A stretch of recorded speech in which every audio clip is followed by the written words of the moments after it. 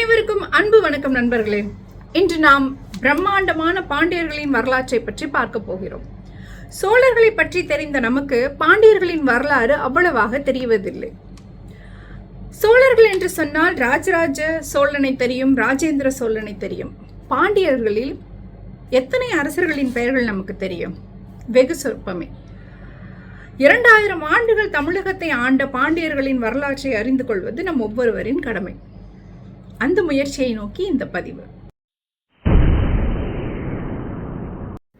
இவர்கள் ஆண்ட நிலப்பரப்பை நீங்கள் காண முடியும். பாண்டியர்கள் ஆண்ட பகுதி பாண்டிய நாடு என்றும், சோழர்கள் ஆண்ட பகுதி சோழ நாடு என்றும், சேரர்கள் ஆண்ட பகுதி சேர நாடு என்றும் அழைக்கப்படுகிறது. சேர, சோழ, பாண்டியர் ஆகிய இம்முவேந்தர்கள் தமிழ்நாட்டை ஆண்ட முக்கிய மன்னர்கள் அல்லவா? இவர்களில் பாண்டியவர்கள் மிக முக்கியமானவர்கள் ஆவர். எப்படி அறிந்து கொள்ளலாம் இவர்களின் வரலாற்றை என்றால், அசோகரின் கல்வெட்டுகளில் இவர்களுடைய பெயர்களை காண முடிகிறது. மதுரையில் உள்ள மாங்குளம் கல்வெட்டுகளில் பாண்டிய மன்னர்களின் பெயர்கள் குறிப்பிடப்பட்டுள்ளன. பாண்டியர்களுடைய வம்சம் சந்திர வம்சம். கொடி மீன் கொடி. இவர்களின் வெற்றிக்கான பூ வேப்பம்பூ. இவர்கள் வெற்றிக்கு அடையாளமாக வேப்பம்பூவை சூடினர். இன்றும் மீனாட்சி அம்மன் கோயிலில் அம்மனுக்கு வேப்பம்பூ மாலை சாற்றப்படுகிறது. இவள் பாண்டிய குல இளவரசி என்பதற்கு இது ஒரு சாட்சியாகும். பாண்டியர்கள் பல்வேறு காலங்களில் பல்வேறு நகரங்களை தலைநகராக கொண்டு ஆட்சி புரிந்துள்ளனர். முதலில் தென்மதுரையையும், அதன் பிறகு கபாடபுரத்தையும், பின்பு கொர்க்கை, அதன் பிறகு மதுரை, கடைசியாக தென்காசியை தலைநகராக கொண்டு ஆட்சி புரிந்துள்ளனர். சரி, இப்போது பாண்டியர்கள் ஆட்சி செய்த காலங்களை பற்றி பார்க்கலாம். நாம் 5 பிரிவுகளாக பிரிக்க முடியும். முற்கால பாண்டியர்கள், கடைச்சங்க பாண்டியர்கள், இடைக்கால பாண்டியர்கள், பிற்கால பாண்டியர்கள், தென்காசி பாண்டியர்கள். முற்கால பாண்டியர்கள் கிமு 300க்கு முன்பு வரை ஆட்சி புரிந்திருக்கிறார்கள். கடைச்சங்க பாண்டியர்கள் கிமு 300லிருந்து கிபி 300 வரை ஆண்டிருக்கிறார்கள். இவர்களுடைய ஆட்சி களப்பிரர்களால் வீழ்ச்சியுற்றது. 300 ஆண்டுகளாக அவர்கள் திரும்பி எழவே இயலவில்லை. இவர்கள் மட்டுமின்றி சேர, சோழ, பாண்டிய என 3 மூவேந்தர்களும் களப்பிரர்களால் ஆளப்பட்டு வந்தனர். பின்பு இடைக்கால பாண்டியர்கள் கிபி 600லிருந்து 1200 வரை ஆண்டிருக்கிறார்கள். பிற்கால பாண்டியர்கள் 1200லிருந்து 1300 வரை ஆண்டிருக்கிறார்கள். இறுதியாக தென்காசி பாண்டியர்கள் 1300லிருந்து 1700 ஆண்டுகள் ஆட்சி புரிந்திருக்கிறார்கள். இவற்றை மொத்தமாக பார்த்தால் 2000 ஆண்டுகள் தமிழகத்தை ஆண்டிருக்கிறார்கள் பாண்டியர்கள். முற்கால பாண்டியர்கள் குமரி நகரை ஆண்டு வந்தனர். அப்போது தென்மதுரை தலைநகரமாக இருந்தது. சுனாமியால் இது அழிந்து போன கண்டமாகும். இதனுடைய முதல் மன்னன் வடிம்பளம்ப நின்ற பாண்டியன். இரண்டாவது மன்னன் முதுக்குடுமி. வடிம்பளம்ப நின்ற பாண்டியன் நெடியோன் என அழைக்கப்படுகிறான். முதுக்குடுமி 1000 வேள்விகள் நடத்தியதாக செப்பேடுகள் சொல்லுகின்றன. சரி, இப்போது கடைச்சங்க பாண்டியர்களை பற்றி பார்ப்போம். கடைச்சங்க பாண்டியர்களில் முதன்மையானவர் முடத்திருமாறன். இவர் மதுரையை தலைநகராக கொண்டு மதுரைக்கு குடிபெயர்ந்து மதுரையில் ஆட்சி புரிகிறார். இவரால் தான் சங்க இலக்கியங்கள் தொகுக்கப்பட்டன என்று அறியப்படுகிறது. இரண்டாவது மன்னன் மதிவாணன். மூன்றாவது மன்னன் பொற்கை பாண்டியன். இவரை பற்றிய குறிப்புகள் லாவோஸ் நாட்டு கல்வெட்டுகளில் இன்றும் உள்ளதாக சொல்லப்படுகிறது. நான்காவது இளம்பெருவழுதி. இவர் போர் புரிந்து கடலில் இறந்து போனதாக கல்வெட்டுகள் கூறுகின்றன. ஐந்தாவது மன்னன் அறிவுடை நம்பி. சங்க இலக்கியங்களில் இவருடைய பெயர்களை நீங்கள் கேட்டிருக்கக்கூடும். ஆறாவது மன்னன் பூதபாண்டியன். ஏழாவது மன்னன் நெடுஞ்செழியன். சிலப்பதிகாரத்தில் கண்ணகியிடம் வாதத்தில் தோற்று போய் உயிரை மாய்த்து கொண்ட மன்னன் நெடுஞ்செழியன்.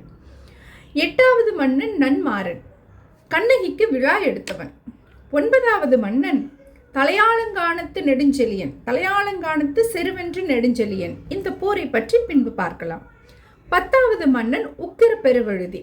அகநானூரை தொகுத்து வழங்கியவர். இன்று அகநானூறு நம் கையில் இருக்கிறது என்றால் அதற்கு மிக முக்கியமான காரணம் உக்கிர பெருவழுதி. சரி, இப்போது தலையாலங்கானத்து போர் பற்றி பார்க்கலாம்.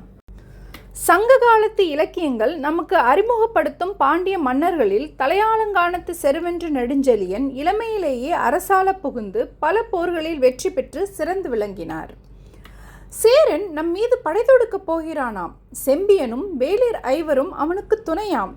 எழுவர் என்ன, இன்னும் எத்தனை பேர் வந்தாலும் கலங்க மாட்டான் இந்த பாண்டியன் என்று சூளுரையேற்று அவர்களை அழித்தொழித்தான்.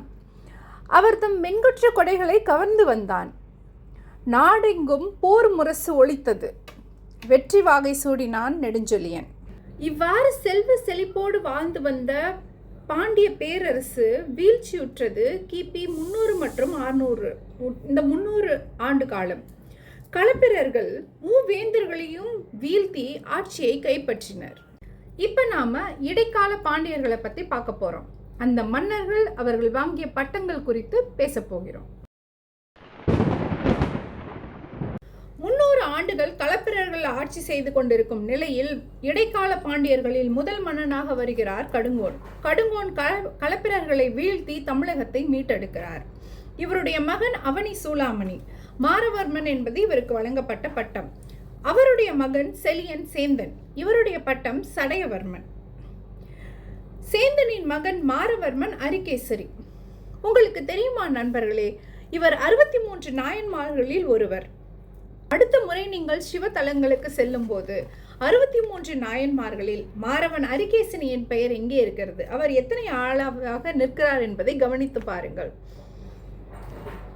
நின்ற சீர் நெடுமாறன் என்ற பட்டமும் இவருக்கு உண்டு.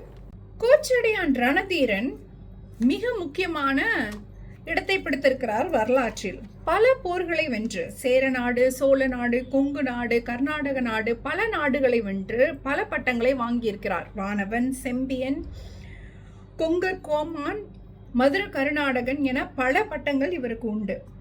ஆதாரங்கள் இலக்கியம், செப்பேடு, நாணயம், கல்வெட்டு இவை யாவும் இவருடைய பெயரை குறிப்பிடுகின்றன. இப்போது பிற்கால பாண்டியர்களை பற்றி பார்க்க போகிறோம். பிற்கால பாண்டியர்கள் சோழர்களை வீழ்த்தி பேரரசை அமைக்கிறார்கள். இதில் மிக முக்கியமானவர்கள் சுந்தர பாண்டியனும் வீரபாண்டியனும். வரலாற்றில் இவர்களது பெயர் நிலைத்து நின்றிருக்கவே செய்கிறது இன்னமும். கடைசியாக தென்காசி பாண்டியர்கள் 1300 1700 வரை கிட்டத்தட்ட 400 வருடங்கள் தென்காசியில் சிற்றரசர்களாக இவர்கள் வாழ்ந்திருக்கிறார்கள். தென்காசி ஆண்டு வந்த பராக்கிரம பாண்டியன் தென்காசியில் உள்ள விஸ்வநாதர் கோயிலை கட்டினார் என்பது நம்மில் எத்தனை பேருக்கு தெரியும்? இறுதியாக வியக்க வைக்கும் தகவல் என்னவென்றால், 2000 ஆண்டுகள் தமிழகத்தை ஆண்டவர்கள், எப்பேற்பட்ட போர்களை சந்தித்தவர், இவர்கள் கட்டிய கோயில்கள் இவர்கள் பெயர்களை நின்று பேசும். பேரரசாக இருந்தாலும் சரி, சிற்றரசாக இருந்தாலும் சரி, வீரனுக்கு வெற்றியும் தோல்வியும் ஒன்றே. வரலாறு உள்ளவரை பாண்டியர்களின் புகழ் நின்று பேசும். நன்றி.